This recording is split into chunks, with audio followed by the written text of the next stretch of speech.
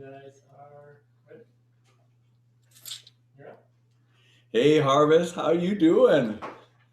We are so excited about tonight, Stronger After. At the beginning of the time of isolation, I was talking with some other pastors. They said, man, we're worried about our married couples. And as we talked about our own marriages, just being confined together sometimes can put stress on a marriage that wouldn't otherwise be there. And we thought, wouldn't it be great to have Bob and Audrey come and Zoom in? So we talked about it. We contacted them. They said yes. So we are so excited tonight that they're here, and we're gonna believe that we're gonna be stronger after this. Hey, if you're on Facebook or if you're on YouTube, you can certainly continue on that stream. But if you'd like to ask Bob and Audrey questions tonight, we have space for that. You'll need to get in on the Zoom, and there's a link for that in the Facebook and in the YouTube feed. You can click on that, get into the Zoom chat room, and you'll be able to ask questions. Well, last year, just over a year in February, Bob and Audrey were with us for the marriage conference. Yep. Blew our socks off, blessed our church so much.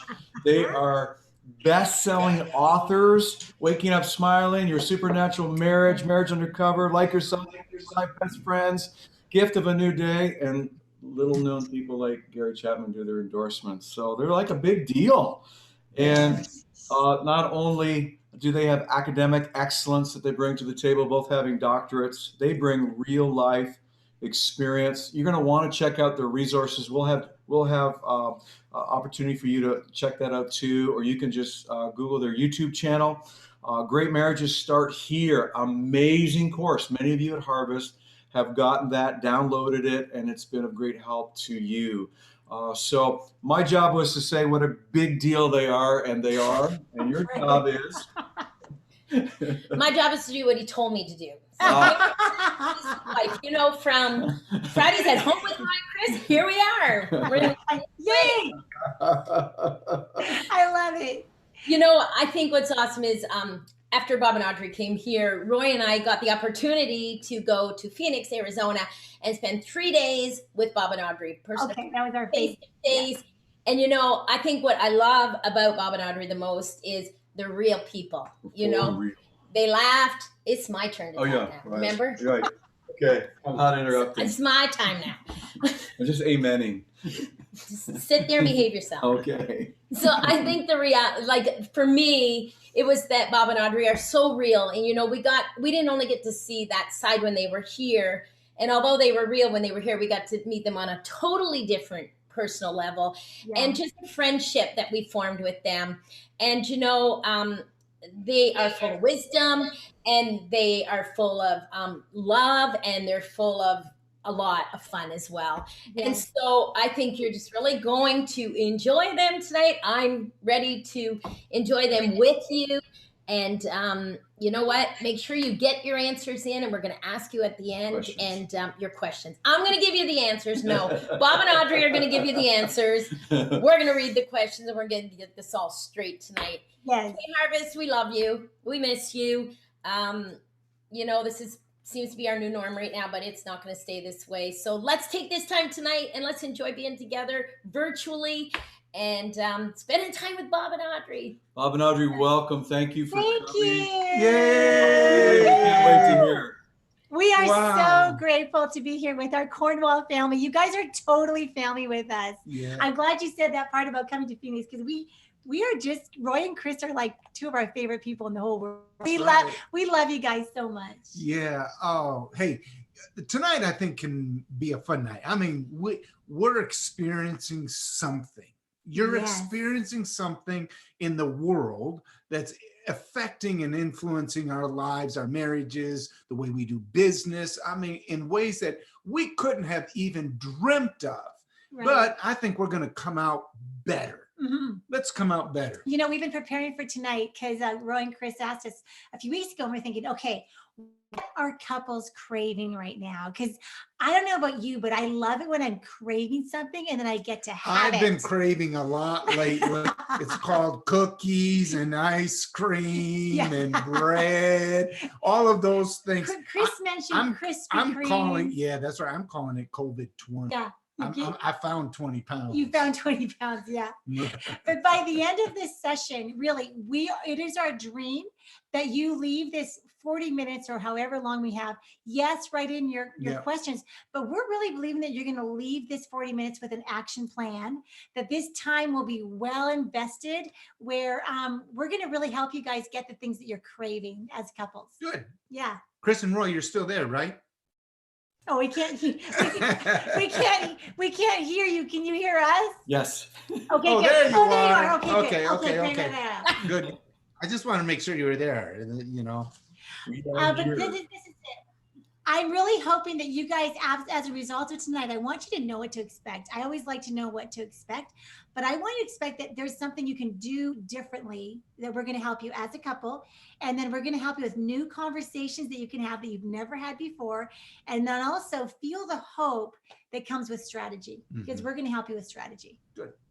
All right. So as we get started, do you want us to just like preach? No, do you want I don't want to. I want to hear from them. I want them to ask me questions.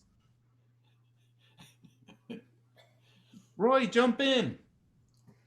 So I think just continue on, because that whole aspect of we're together, spending way more time together than we normally do.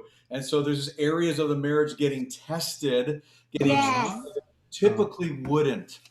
Yes. Okay, good. Because whenever you get squeezed, what's in you comes out, right? Yes. So everyone's feeling the squeeze. Yeah. Another one is when you get your can kicked. You know, we've all gotten our can kicked every now and then. The kicking of the can doesn't produce the content. It only reveals it. You know, so we've all got the squeeze that, you know, that's kind of going on right now. Yeah. And so what's on the inside, you know, is being revealed. And for some, it's, hey, Audrey and I, we work together 24/7. We really do. And so for us, it hasn't really changed a whole lot, other than our traveling schedule, you know, is at a 0. Right. But for us, it's been good. I've talked to other people where it has been good, but then there are others that are really stressing out. Right. And so we've heard this full gamut. Like we do a lot of online counseling, you know, with couples, and that's what we're pretty much full time now. So we're filling the full gamut. You know, those that are getting squeezed financially. Some people don't like their kids anymore. Like we're hearing all this stuff. Yikes. They don't like each other anymore.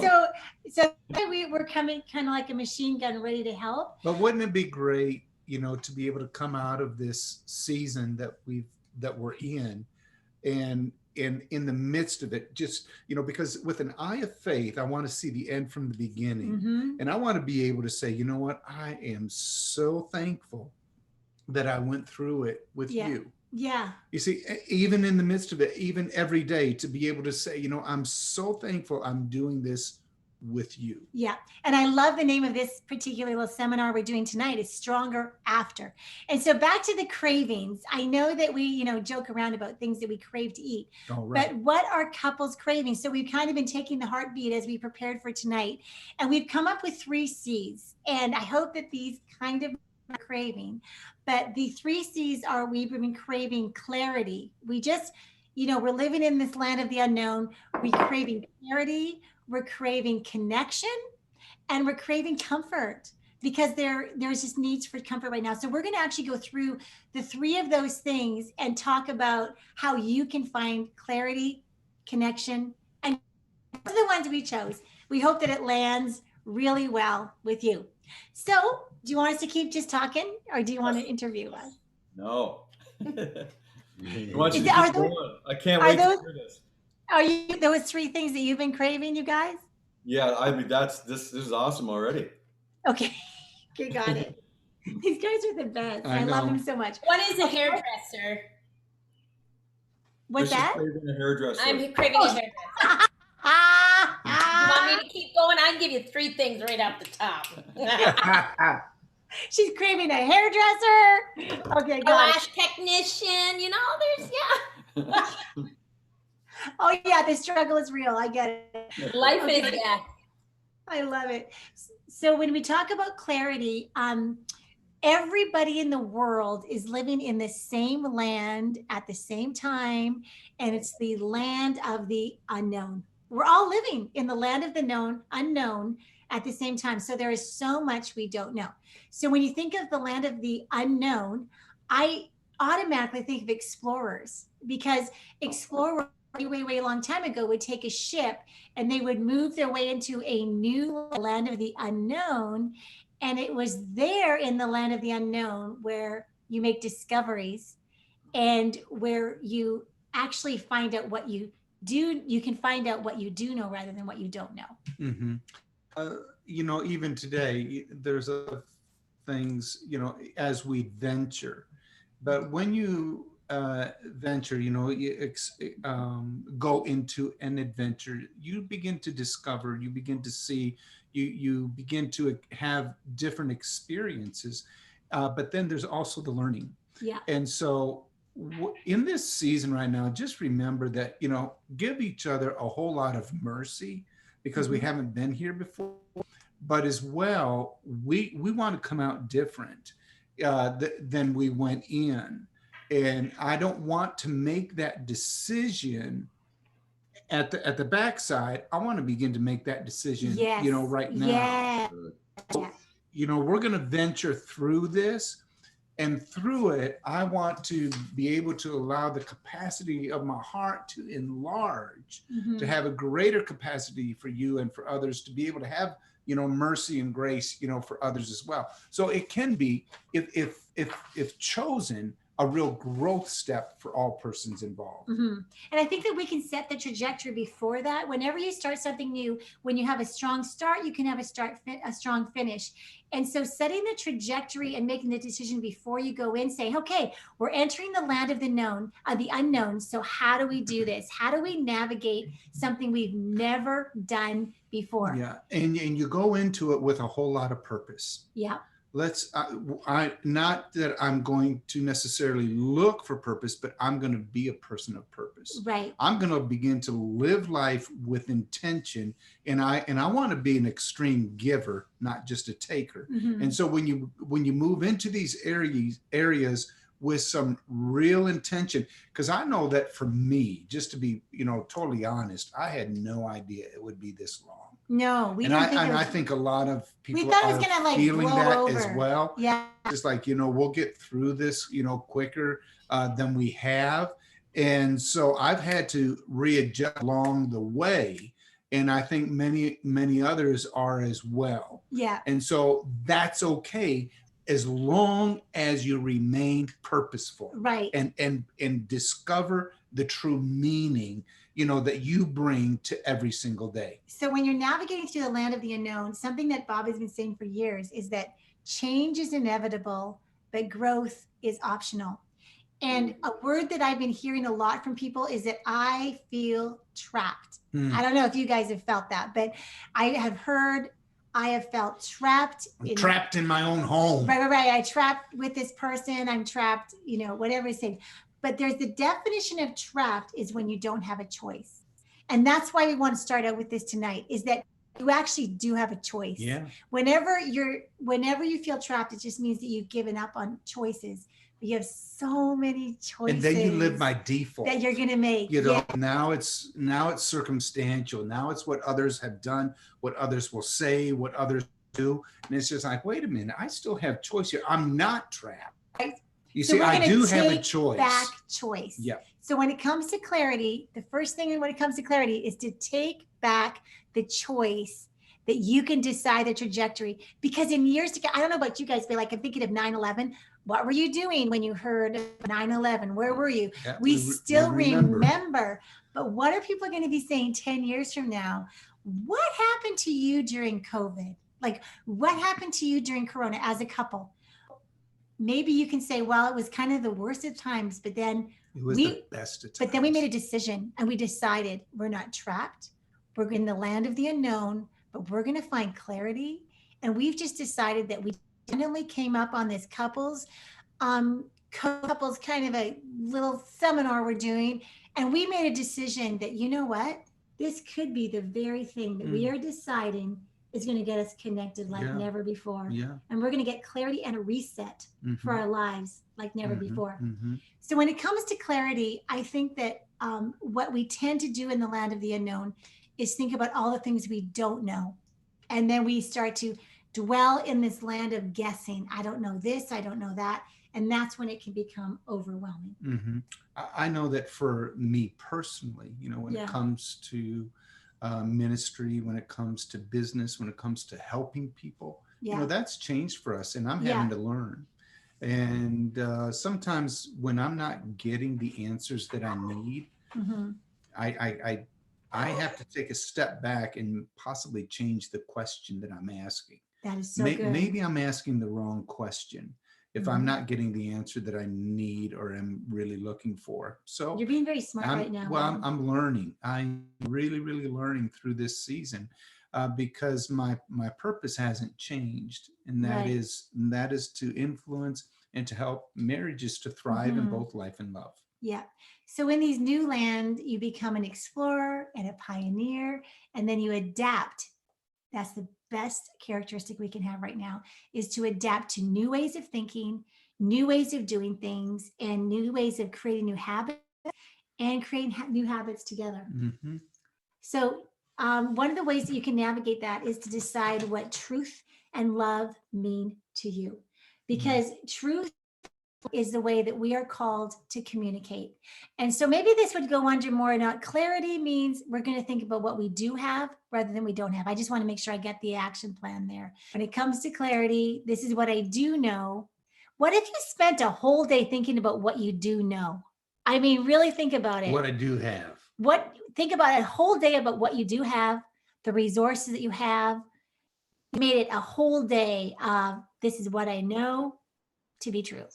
I mean, you guys, I want you guys, what do you think, Roy and Chris? What do you know to be true? That's a question for you. I know that we're really living in this time of COVID-19 and we're living in isolation. Yeah. And although for Roy and I offered him to go to the church and work, but he declined. He Yeah. really likes being home Yeah. because That's right. I think we're not used to being together 24/7. Mm-hmm. So for us, the being together 24/7, it's 100%. It's stretching. Yeah. Yep. You know, you're in each other's space, and you know we're blessed because we have space that we can, you know, go in the backyard or whatever. But for Yeah. people like right now where we are in our part of the world, we're not allowed to go to parks. We're not allowed to go, like, we can't go anywhere. Right. So people that are in like smaller spaces and can't get out, it's tough. Okay. You know, we've kind of come up with, you know, we can tap out if we Yeah. need a break or whatever. We just say, you know, I got to tap out right now. So it's Got it. So what do you know about Roy to do? Something great about him? why do you put me on the spot? I think Roy, he's patient, but I think right now we're at a sort of a testing patience type of thing. So Yeah. you Yeah. know, you get into a conversation, and Roy's a talker, and I'm more of a I don't need to resolve it right now. Roy's a resolver, so he wants to resolve right now. Okay. For me, I want to go away and come back. And Okay, good. I'm best if I can go away and come back. So we have to come up with this thing that if we get into, and we've had many discussions during this time. We're going into our 8th week. Yeah. So we have had a lot of discussions, but we've had to come up with things that we need for both of us in those times where we get into that spot where it's like, this isn't going good right now. So, Right. you know, what works for us. So Perfect. So what you know to be true about Roy is that he's patient. be patient. Okay, so Roy, what do you know about Chris to be true? That's good. I'm stubborn. He tells me that a lot. I just said that that's really good. It will get done. Chris will get it done. Yeah. I'm a get her done person. Hey, So- what do you know about her? So I've noticed with Christina how much of her heart goes into what she does every day. And with that missing, that box missing, that to be able to give her space. So when we're doing our thing normally, we have our regimes, we have our responsibilities. But I have found that if I can give her as much, get out of the way and give her as much space to be industrious, Yeah. to feel important and to feel like she's contributing, because that I could feel that was missing now. So I want to give her opportunities to feel she's needed and important, even though we're not doing a lot. She could be doing something to contribute. So Yeah. I found that really interesting. With that lack, she just needs that space to just dive in and get it done. So Okay. I know that about her, and I'm trying to give her that space to do that. That's so good. I think the other thing with us too is right now is my livelihood. Everything I do in a day is gone. Right. Like our daycare is shut down, but the church is still going on, like in a different way. Yeah. It's going on. So there could be like a little jealousy of your life is still going on, kind of. Yeah. My life has come to a screeching halt, and it's like, right. I just want my life to go on right now. Yes. Yeah. So you have to give each other mercy in those places where, Right. and I think we've all been craving clarities, that we all would love to have clarity of what the future is going to be, but we don't know, right? Yeah. But we do know some things to be true, and something I know that I know to be true is that peace is my highest priority. So no matter where you go, there you are. So if I'm a person of peace, then I know you can throw me anywhere, and I'm just going to be choosing peace because Jesus is our Prince of Peace, right? So if we start thinking in clarity about what we do know to be true, it just kind of stops the nonsense of the unknown screaming at you. It just silences the unknown, because you're just going to be going, no, there's so much I do know. There's so much I do, especially as a believer. I do know that this isn't the punchline yet. We're somewhere on the path, but we haven't reached the punchline. But we can trust that we know why we were made and bring meaning to every day. And what I love about what I just mentioned is you mentioned one of Bob and I's, one of our main love languages that Gary Chapman does not talk about, and that is space without guilt. We give each other a lot of space without any guilt. And that should be a number one love language, because when Bob says, hey, baby, just go for a walk and go for as long as you want. I won't be calling you or texting you because there's no here. Just get yourself some space, you know? I think in this time right now, space is paramount. Like you just need to be able to have that space and have it guilt-free, and to say, look, if you say I'm going for a walk, and then, well, can I come too? And be able to say, no, I need this time for myself, guilt-free. To say, I see this time. Yeah. That's a lot of trust in that kind of a relationship. So clarity we've kind of talked about is to just actually focus on clarity. Do you know about what you do know rather than what you don't know? Yeah. Because the trap is when you focus in on what you don't have, when you focus in on what your spouse is not being towards you, all of a sudden you transfer a lot of power to the other individual, find who you are. Whoa, that was good. Can you say it again? Yes, of course. But I want you to, like 2 thumbs up for Bob.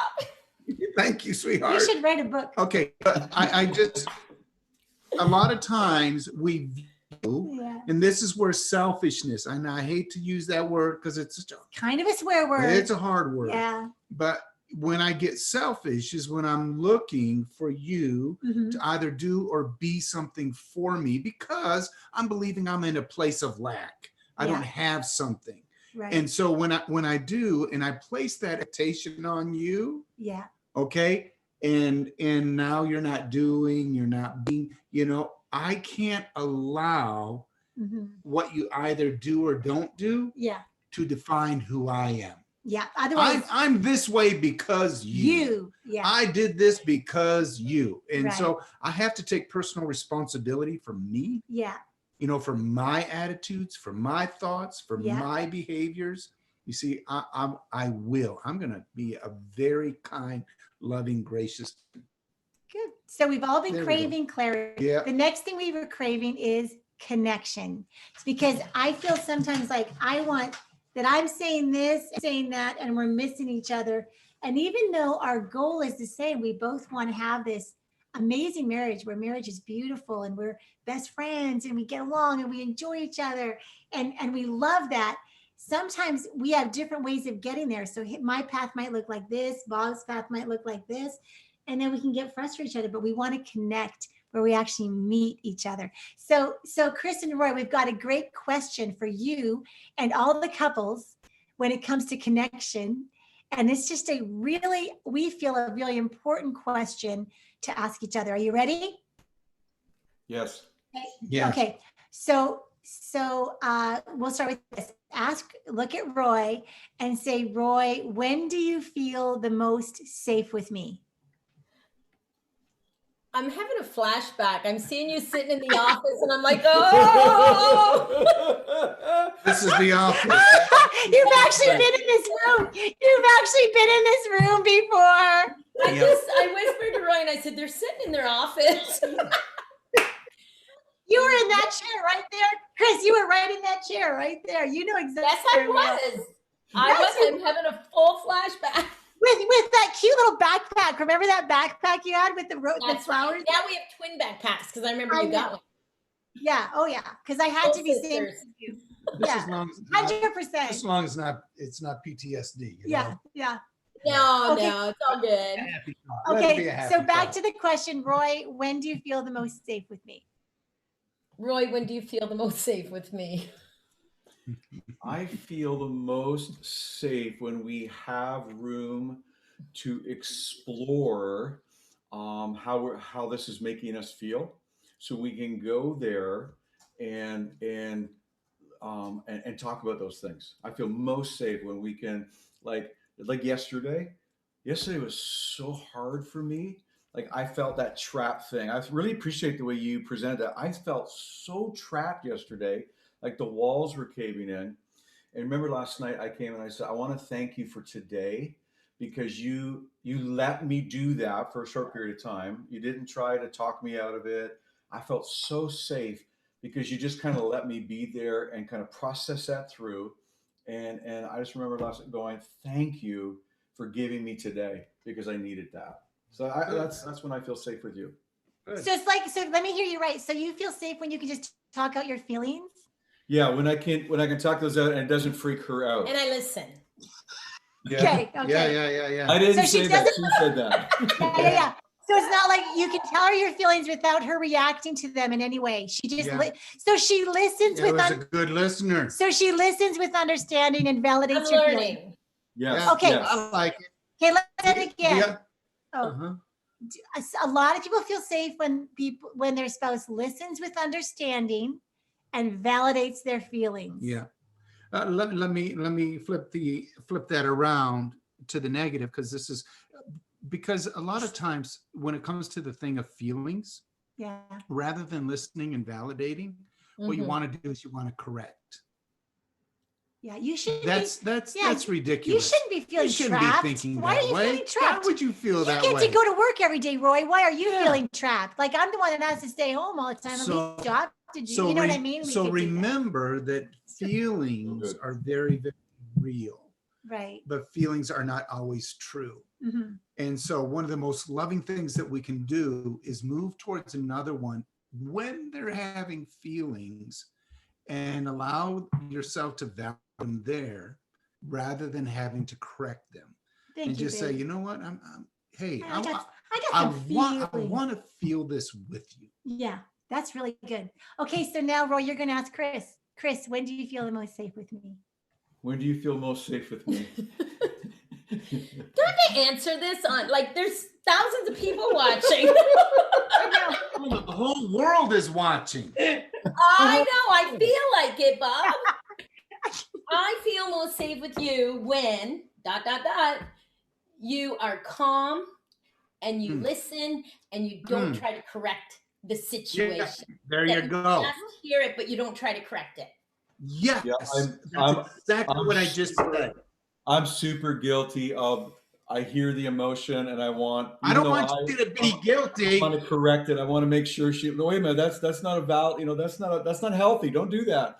Right. I want you to feel guilty. I want you to hear her. Yeah, that's You see, awesome. and that's one of the biggest things, as we go through this season, where again we're in closer, more confined space than we have, Mhm. and this is where the squeeze comes in. Yeah. What's on the inside gets revealed. When your can is kicked, it doesn't produce the content, but it reveals it.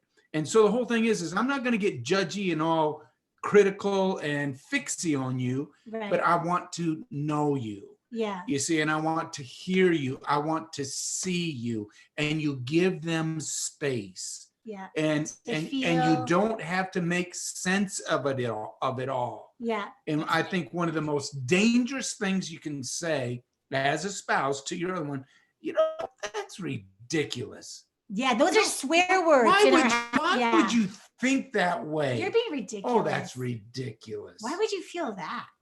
That's just one of the best things you could say is this. Don't say that. What? Tell me more. Do you guys say that's ridiculous? No, they don't. Oh, it's a swear word. That's right. That's right. That's right. So I want to be cautious of time. But we want to get through the rest of this point. Well, I know you do because you're. Hey, we're in COVID. There's no time. Nobody has anywhere to go. Oh, there isn't? Oh, really? Can we just okay. Because I know that you wanted to give Q&A for people. Yeah. So yeah, I didn't. for sure. Okay. All right. Okay. Well, the other thing when it comes under connection is that's just a great question you can ask each other. I just recently asked this to Bob last week. I said, Bob, when do you feel the most safe with me? Mm-hmm. And you said, not right now. Okay. No, I didn't say that. Not during COVID-19. Not right now. No, I said when you don't ask me a lot of questions. And the thing is that then it's true. And I was born asking questions. Like my brothers, I have vivid memories of in the car where my two big brothers would say, "When will she stop asking questions?" Like we'll be watching a movie, and the movie has just started. She'll start asking questions, and it's just like Roy talks to the people on the movie, and I'm like, they can't hear you. And it's distracting. I just want to watch the movie. Just sit down and watch it. Why? There you go. We can all the time, right? Like this is the fun part of marrying your opposite because we're so wonderful. Yeah, it's actually happened. I said, when do you feel so safe? And he goes, well, when you don't ask me questions. And then he asks me, Audrey, when do you feel the most safe with me? Yeah. I said, when you ask me questions. Because I love it when Bob asks me questions like, really? You want to know about me? Like, wow. Yeah. So the next morning we were getting ready. We just got out of bed and I was brushing my teeth. And Winston, our big Labradoodle dog, Winston, he's a 10-year-old dog. So Bob comes to the side of the bed. Winston comes to the side of the bed. Yeah. And I hear Bob and he's saying this. He goes, "Hi, Winston." He goes, "Did you have a good sleep? Have you already eaten breakfast? Have you gone outside already?" Like he's dead. And then I was in the bathroom and finally I said, "Bob, do you hear him? Like right now, you just asked him more questions than you've ever asked me in the morning." Like, you know what I mean? Yep. You just opened up a can of worms. You know how many questions he asked me? None. Yeah. He didn't even answer my questions, and I was okay with it. Yeah, he loves it that Winston doesn't talk to him. See, that's our dog Annie. Yeah. Yeah. So you rather talk to the dog, right? Well, the dog's my biggest competition. I know that. She's the only other woman in this house, and yeah. She does talk. She talks back. So that morning, I just laughed and laughed, and and I want people to hear this, and that is, you really do want to connect with one another.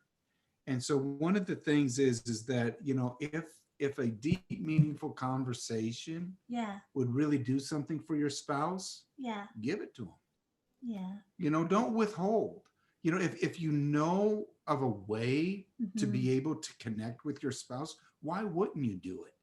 And so during these times, I really did stop asking Yeah. as many questions, and Bob did start asking me more. sure. You know, I appreciate that. Really good. Okay, next. So okay, yeah. So connection. Get to your list. Okay, get to my list.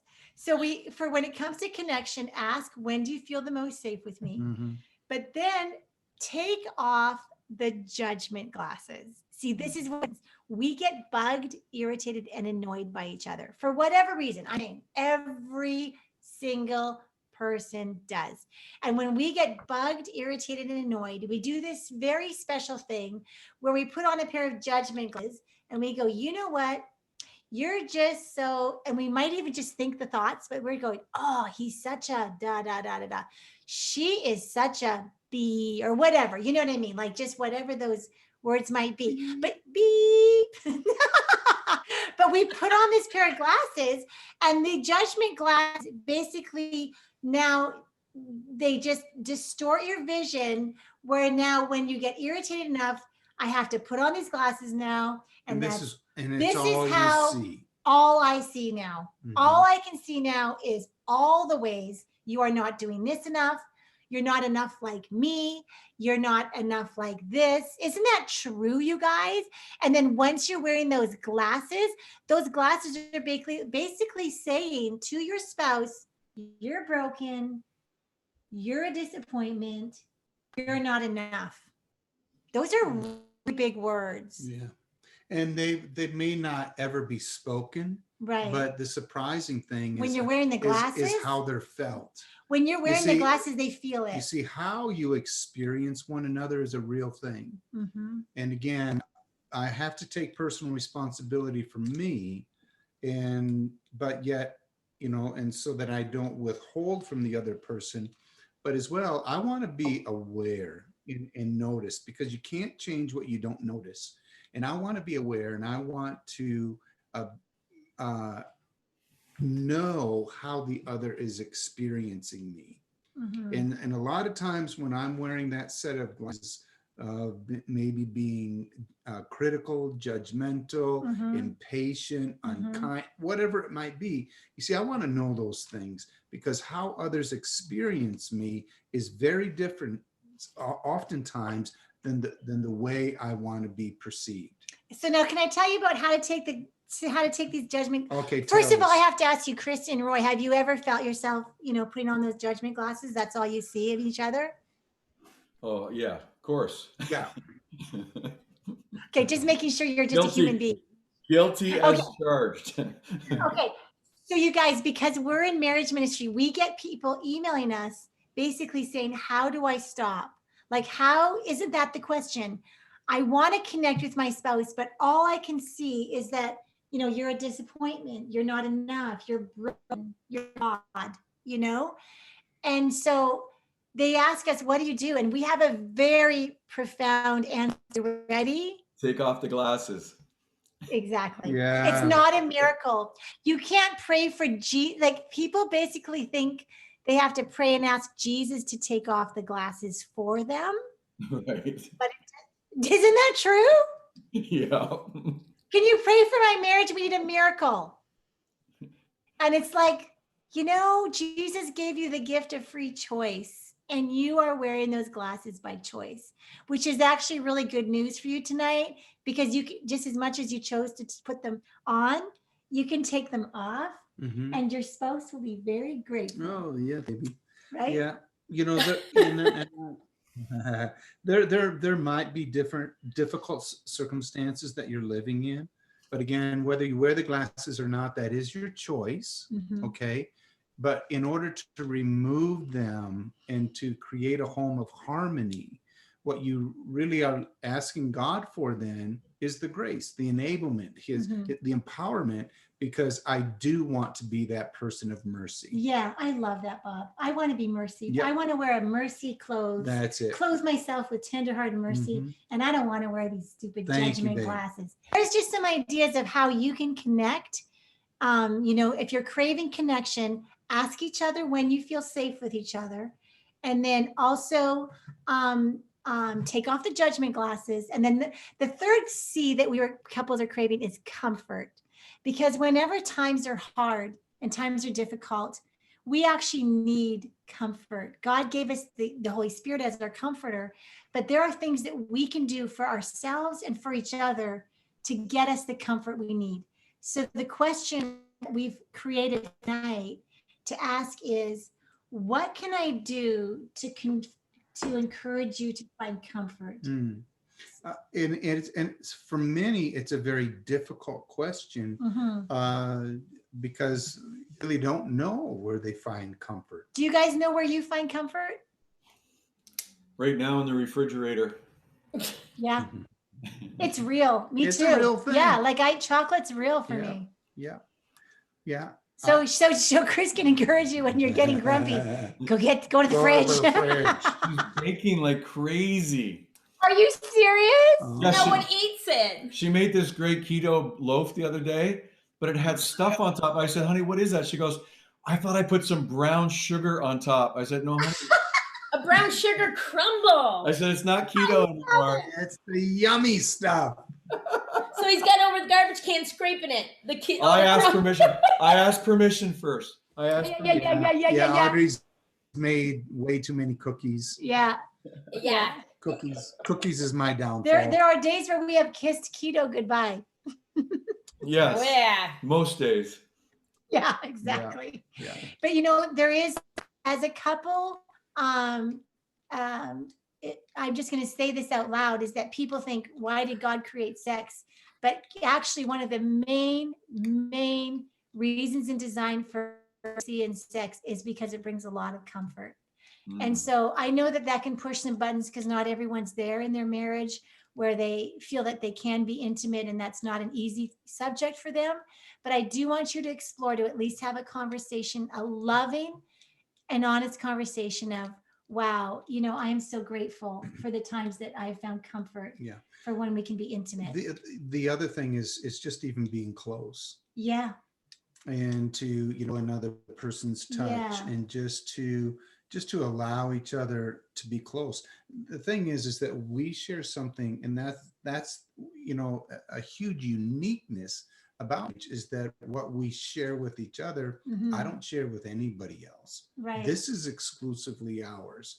So just even being tender, being close, being kind, just, you know, gentleness. Yeah, it'll make a big difference. You know, and gentle do it with affection. intention. Do it with intention. Yeah. You know, that, hey, we will find comfort here. And take a moment just to dial it down and rest. And we have really found that when we walk by each other in the house, we do touch each other. Yeah. We just, even if it's a few seconds. Yeah.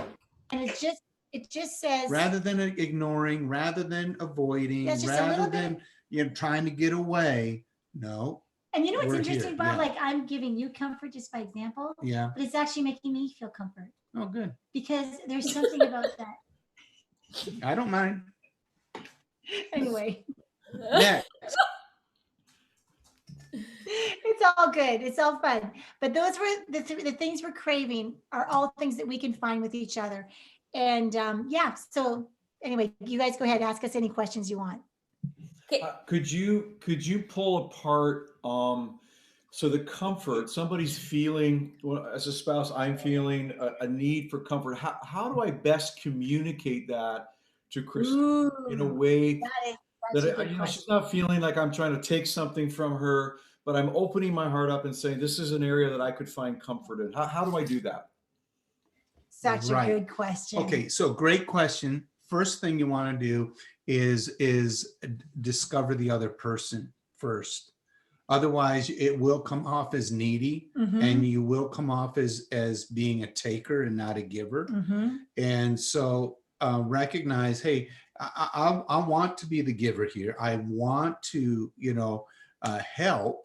And so there might be some real practical things, that have just not been done, that the other was looking and hoping, and it's just like, man, the guy's not hearing me. He's not, seeing me. He's not doing what I'm asking, and you want comfort.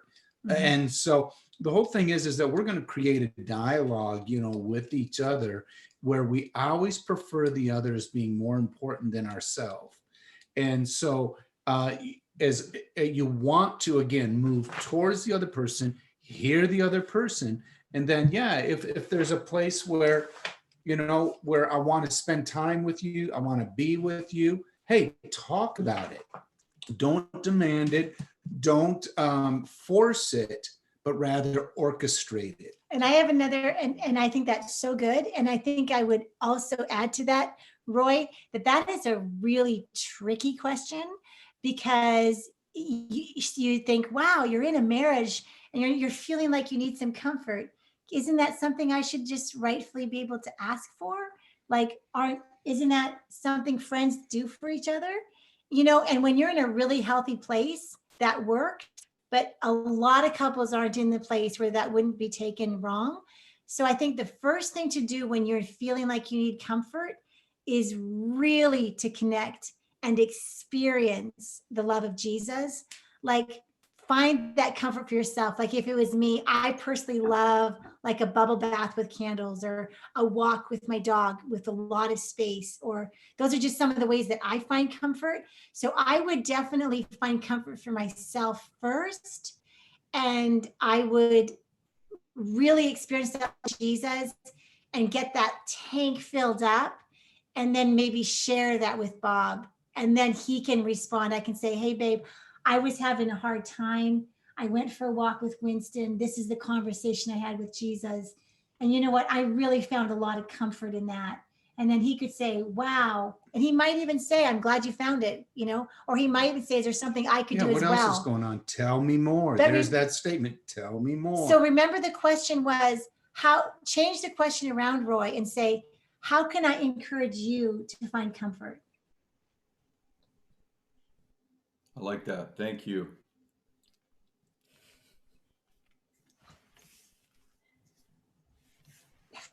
Okay, I got one here. I'm going to take one from our questions. Being home has felt like a sort of an early retirement, and I'm realizing my identity is wrapped up in my job, and I'm not sure who I am and who my family is outside of that identity. Wow. That's a question from one of our viewers. Yeah, that's a real comment is what it is. And I think it's very amazing that person is able to articulate that, because this COVID really is a reset of evaluating things like our identity. Like, do I find acceptance and meaning in life by what I do? And the answer is, of course you do. We have all found things, like I think of you, Chris, like we have found and been led in our life and our path of our journey in life to find things that we can do that bring meaning and importance to our life, where we can give to others. And that has been halted. And so our identity, yes, is, and the meaning of life is wrapped in of all that we give throughout our job. And we were created to be givers. We were created to share the gifts God's given with us with others. And so with the early retirement, it feels like, wait a minute, like, am I just selfish now? Like, you start doing all this introspective questioning about yourself. And the point is, I think, is that those times where you can say, I can validate myself that I was born to be a giver, and I do find meaning in life by what I give throughout my job. So meaningful, yes, but my identity, I don't have to do one more thing as a task in this life without being completely meaningful to God and accepted and approved by Him. So our identity and our meaning for life needs to be a little bit separated. Does that make sense? Because identity is sure, but your meaning for life, don't give up on that. You're not retired. Every day you have something to give, and you can find creative ways to find purpose for that day. Because when your identity is intact, then you can develop and create meaning in any circumstance. That's really But good. when you're looking for circumstance to create my identity, right. then then I've flipped. got it flipped. I got it twisted around. Mm-hmm. That's Okay. great. We have a couple that can't bring resolve to conversations. They find themselves looping and not being able to resolve an issue, and they just repeat. And they'd like some guidance on how they can get some resolve to that and not go back to the same conversations over and over. Okay. Yeah. So who's going to be right? That's the first thing they have to decide. Who's going to be right? That's honestly, that's it. Done. No, really. Because I mean, you're going around and around because And there's no result because nobody's getting heard. Somebody has to be right. And nobody's getting heard. If you have a conversation over and over, both people are just waiting for the moment when they will actually feel heard. One of the hardest things, for me, this was just a hard lesson for me that I had to learn. And that was, I had a big need to be right. I just had to be right. And it was fueled by a fear that I didn't feel being wrong. I couldn't afford being wrong. But I began to recognize that it was extremely self-serving and it wasn't loving at all. And so when I began to, and again, let's go back to this identity. When my identity became secure in the Lord, all of a sudden I was able to lay down my right to be right and pick up my responsibility to accurately love the other person. And I think a lot of times what keeps a cycle going around and around again, it has to do with a fear that will fuel our lives. And so when I allow the Lord to accurately love me in my deepest place, now no longer do I need to hold to this, but rather I can lay this down because I don't have to be right. And so I want to more accurately love you. And can I just say, just for further study on that, because I have like a pretty big question. It's a big one. I would like to just let me talk to you about our podcast called All About Relationships. We just recorded our 51st one, and they're all, significantly details about how to relate to each other to resolve conversations. There's many subjects in those 50 podcasts, as you can imagine, that address things like how to resolve conflict, disappointment, communication goals, all of these things that are free and available. I just really encourage you to invest your time in getting, because I want you to get resolved and I want you to feel heard, and I don't want you guys to be missing each other. And then for some people, they're like, I can't afford to lose another pound of flesh. Right. So I am going to hold on because it seems like I'm getting constantly, accused all the time. So, I mean, there are so many different variables and, that are a part of this. And what we can do is just hang blame on because that's where we get in real danger. And so again, there are a lot of contributing factors that I bring, that you bring, that we have, and they all contribute to this. And so it's not about, finding blame, but rather, hey, I want to connect. And what I want to do is I want to bring value. Value is really, really important, because where you place value is what you determine you love. And so what you love is what you value. And so if a couple is just going around and around, are you devaluing them? Are you defending yourself, or how is the question? How do I bring value? Because where your treasure is, there your heart will be also. So during this COVID time, I want to treasure you. I want to value you. You see, I'm gonna life, words to you. And so this can, tremendously. And another way to very practical, quick answer to that resolve question is that if you could be the first one to not defend and explain yourself because you don't feel heard. So here, pretend Bob and I are in a conflict, and he's misunderstanding what I'm doing. He's judging my intentions, and he's saying, well, you're this and this and this. Instead of just wanting to rise up and defend myself, why don't you become that first person that just says, so this is what I would love to describe your pain. Are you feeling like you don't hear me? I mean, do you feel like I'm not hearing you? Do you feel like you're misunderstood? Do you feel like you're alone in this marriage? Like if you start describing some of their pain, all of a sudden it just diffuses. It's amazing. It's amazing how it brings some tenderness in. Like, tell me about how you really feel in that pain that you're in. So one of the most loving things that a person can do is move towards another person in their pain. Yeah. And again, it's not a place where you're standing saying that's ridiculous. No. You know, and it's not a place where you defend and you deflect. But if I can move towards you and then simply ask that question again, tell me more. I want to know more. You know, better explain this, you know, to me, because I'm be missing it. Okay.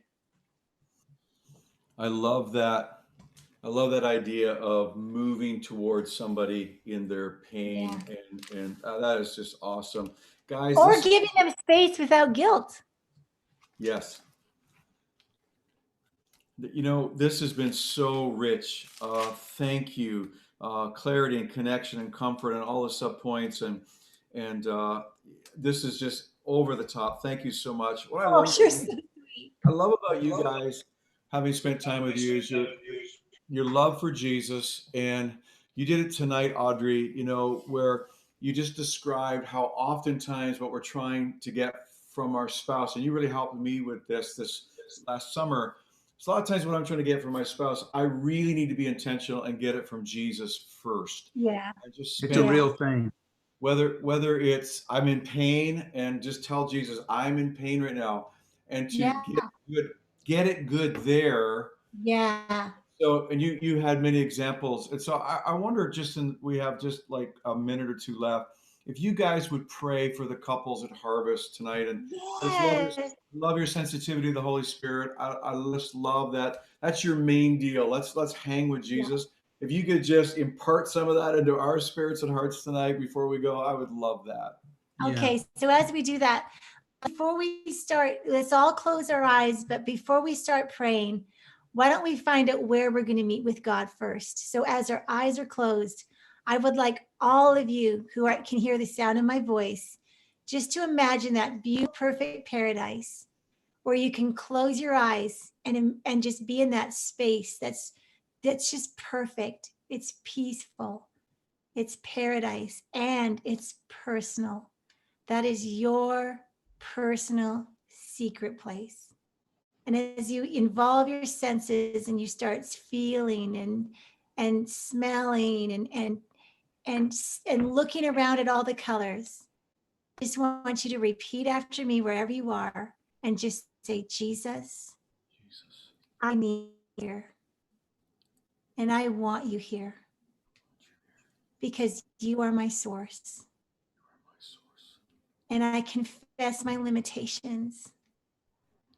Sometimes I make mistakes in this relationship. I've demanded my rightness. I haven't been gentle and tender.